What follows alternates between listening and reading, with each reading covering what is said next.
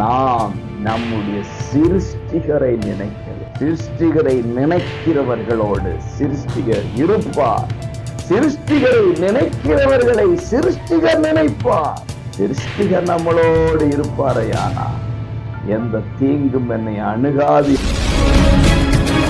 கிறிஸ்துவுக்கு அன்பானவர்களே, உங்களுடைய மனதார வாழ்த்துகிறேன். ஏசப்பா உங்களோடு இணைந்து இருப்பாராக.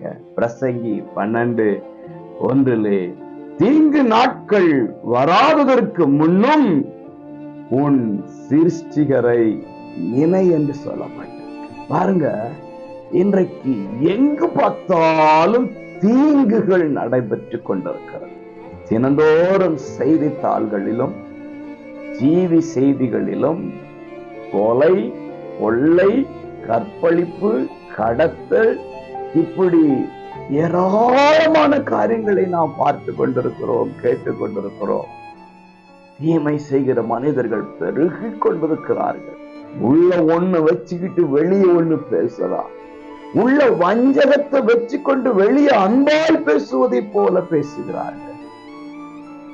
வேதம் சொல்லுகிறது, இப்படிப்பட்ட நாட்கள் வராததற்கு முன். அப்படின்னா இப்பவே இப்படி இருக்குன்னா இன்னும் வரக்கூடிய நாட்கள் எவ்வளவு கொடுமையா இருக்கும் என்று யோசித்து பாருங்கள். அப்படிப்பட்ட நாட்களுக்கு முன்பதாக நாம் நம்முடைய சிருஷ்டிகரை நினைக்கிறோம். சிருஷ்டிகரை நினைக்கிறவர்களோடு சிருஷ்டிகர் இருப்பார். சிருஷ்டிகரை நினைக்கிறவர்களை சிருஷ்டிகர் நினைப்பார். சிருஷ்டிகர் நம்மளோடு இருப்பாரையானா எந்த தீங்கும் என்னை அணுகாது என்று சொல்லி பாட முடியாது.